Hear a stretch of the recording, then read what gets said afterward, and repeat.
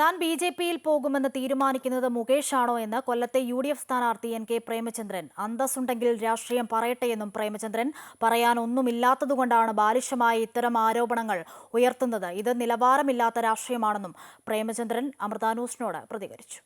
അവസാനവട്ട വോട്ടുറപ്പിക്കുന്നതിനായി സ്ഥാനാർത്ഥികൾ എല്ലാവരും തന്നെ ഓട്ടപ്പാച്ചിലാണ്. ഇപ്പോൾ നമുക്കൊപ്പം കൊല്ലത്തെ MP കൂടിയായ യു.ഡി.എഫ് സ്ഥാനാർത്ഥി എൻ.കെ. പ്രേമചന്ദ്രൻ ചേരുകയാണ്. MP അവസാനവട്ട ഒരു ഓട്ടപ്പാച്ചിലാണ്.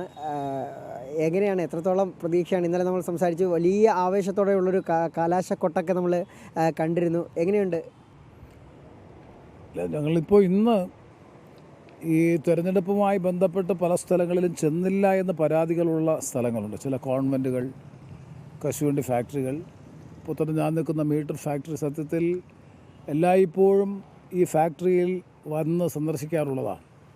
അപ്പോൾ അങ്ങനെ വിട്ടുപോയിട്ടുള്ള സ്ഥലങ്ങൾ പരമാവധി കവർ ചെയ്യുക എന്നുള്ളതായിരുന്നു ഇന്നത്തെ നിശബ്ദ പ്രചരണത്തിൽ പ്രധാനമായും ചെയ്തത്. അത് ഏതാണ്ട് സക്സസ്ഫുള്ളായി കംപ്ലീറ്റ് ചെയ്യാൻ കഴിഞ്ഞു എന്നാണ് എൻ്റെ വിശ്വാസം. മൊത്തത്തിൽ പരിശോധിക്കുമ്പോൾ ഇത്രയും 55 ദിവസം തുടർച്ചയായി നിയോജകമണ്ഡലത്തിലുടനീളം നിറഞ്ഞു നിന്ന് മുഴുവൻ സമയം പ്രവർത്തിച്ചതിൻ്റെ അടിസ്ഥാനത്തിൽ വലിയ തോതിൽ ജനങ്ങളുടെ ഇടയിൽ ഈ രാഷ്ട്രീയ സന്ദേശം എത്തിക്കാനും നമ്മുടെ സന്ദേശം എത്തിക്കാനും കഴിഞ്ഞു എന്നാണ് എൻ്റെ വിശ്വാസം. ആ നിലയിലൊക്കെ പരിശോധിക്കുമ്പോൾ മോശമല്ലാത്ത നിലയിലുള്ള ഭൂരിപക്ഷത്തോടു കൂടി ഈ തെരഞ്ഞെടുപ്പിൽ യു.ഡി.എഫിന് വിജയിക്കാൻ കഴിയും. നല്ല ആത്മവിശ്വാസമാണ്, ശുഭപ്രതീക്ഷയാണ് തെരഞ്ഞെടുപ്പ് ഫലത്തെക്കുറിച്ചുള്ളത്.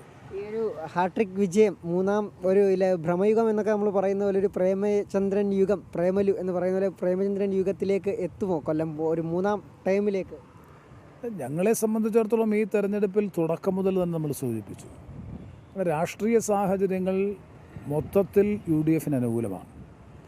അതിൽ ഈ തെരഞ്ഞെടുപ്പിൽ പ്രതിഫലിക്കുന്ന 2 പ്രധാനപ്പെട്ട വിഷയങ്ങൾ. ഒന്ന്, നരേന്ദ്രമോദിയുടെ നേതൃത്വത്തിലുള്ള കേന്ദ്ര ഗവൺമെൻറ്റിൻ്റെ തുല്യമായിട്ടുള്ള അവമതിപ്പാണ് കേരളം ഭരിക്കുന്ന പിണറായി വിജയൻ്റെ ഗവൺമെൻറ്റിനെതിരായിട്ടുള്ള ജനവികാരം.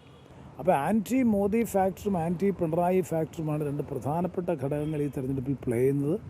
എന്തായാലും തെരഞ്ഞെടുപ്പ് നാളെ കേരളം പോളിംഗ് ബൂത്തിലേക്ക് എത്തുന്നതിന് തൊട്ട് മുൻപും അവസാന വട്ടത്തിൽ വോട്ടുറപ്പിക്കാൻ ഉള്ള ഒരു ഓട്ടപ്പാച്ചിലാണ് നേരത്തെ പറഞ്ഞതുപോലെ തന്നെ സ്ഥാനാർത്ഥികളൊക്കെ തന്നെ. പക്ഷേ തികഞ്ഞ പ്രതീക്ഷയിൽ ഉറച്ച ആത്മവിശ്വാസത്തോടെ മുന്നേറുകയാണ് യു.ഡി.എഫ് സ്ഥാനാർത്ഥി സിറ്റിംഗ് MP എൻ.കെ. പ്രേമചന്ദ്രൻ. കൊല്ലത്ത് നിന്നും പ്രദീപ് വളത്തുങ്കലിനൊപ്പം സുജിത് സുരേന്ദ്രൻ, അമൃത ന്യൂസ്.